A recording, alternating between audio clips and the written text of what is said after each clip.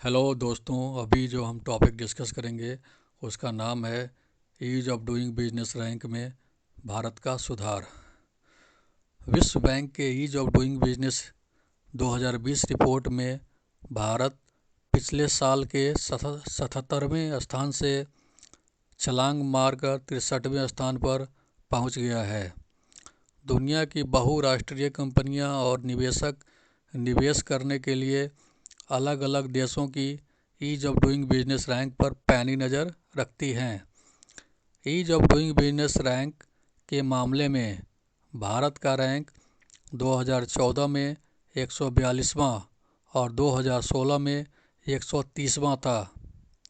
एक नया बिजनेस शुरू करना, निर्माण के परमिट के साथ डील करना, बिजली की उपलब्धता, संपत्ति का अधिकार, लोन मिलना, छोटे निवेशकों की सुरक्षा, टैक्स का भुगतान, सीमा के पार व्यापार करना, अनुबंध को लागू करना, दिवालियापन का हल, ये 10 पैरामीटर हैं जो ease of doing business rank में शामिल होते हैं। मोदी सरकार ने ऐसे बहुत से कदम उठाए हैं जिससे बिजनेस शुरू करना बोझिल नहीं हो।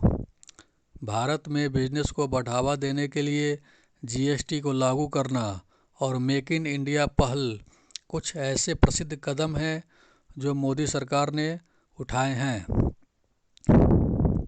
पिछले 5 सालों में मोदी सरकार ने घरेलू कंपनियों के लिए कॉरपोरेट टैक्स 30% से घटाकर 25% कर दिया है।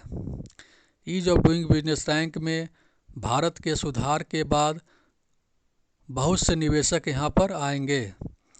भारत में प्रत्यक्ष विदेशी निवेश भी बढ़ेगा।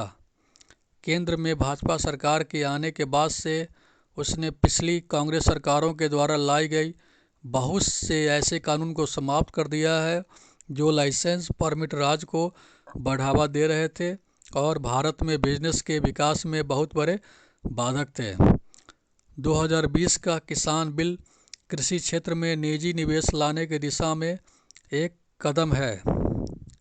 पहले अनुबंध आधारित खेती के लिए भारत में कोई कानूनी रास्ता मौजूद नहीं था, लेकिन नया किसान बिल अनुबंध आधारित खेती के लिए कानूनी ढांचा प्रदान करता है।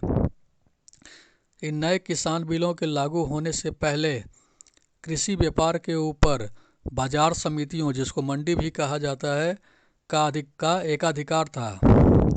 लेकिन नया किसान कानून बाजार समितियों का एकाधिकार समाप्त कर देगा और किसानों को अपने फसल का सबसे बेहतर दाम पाने के लिए एक वैकल्पिक बाजार देगा।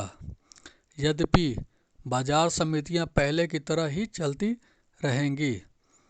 कोरोना वायरस के कहर ने पूरी दुनिया की अर्थव्यवस्था को हिलाकर रख दिया है। अंतर्राष्ट्रीय संस्था आईएमएफ ने वित्तीय वर्ष 2020-21 के लिए दुनिया की सकल घरेलू उत्पाद जीडीपी को 4.4% की दर से कम होने का अनुमान लगाया है। लेकिन उसी आईएमएफ ने वित्तीय वर्ष 2021-22 के लिए दुनिया की जीडीपी को 5.2% की दर से बढ़ने का भी अनुमान लगाया है। भारत की जीडीपी वित्तीय वर्ष 2020-21 के पहले तिमाही में 23.9% घट गई और दूसरी तिमाही में 7.5% घट गई। अंतर्राष्ट्रीय रेटिंग संस्था मूडीज ने वित्तीय वर्ष 2020-21 के लिए भारत का जीडीपी 10.6% घटने का अनुमान लगाया है। लेकिन इसी मूडीज ने वित्तीय वर्ष 2021-22 के लिए भारत का जीडीपी 10.8% बढ़ने का भी अनुमान लगाया है। भारत को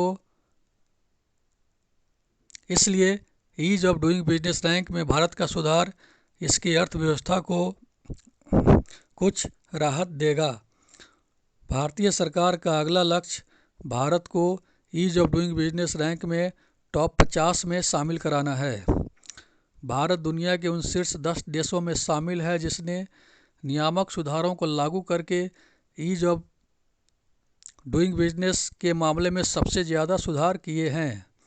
न्यूजीलैंड 2018, 2019 और 2020 के ease of doing business rank में शीर्ष पर रहा है। Ease of doing business rank 2020 में चीन 85वें स्थान पर स्थित है। धन्यवाद दोस्तों, आपके कमेंट्स का इंतज़ार रहेगा।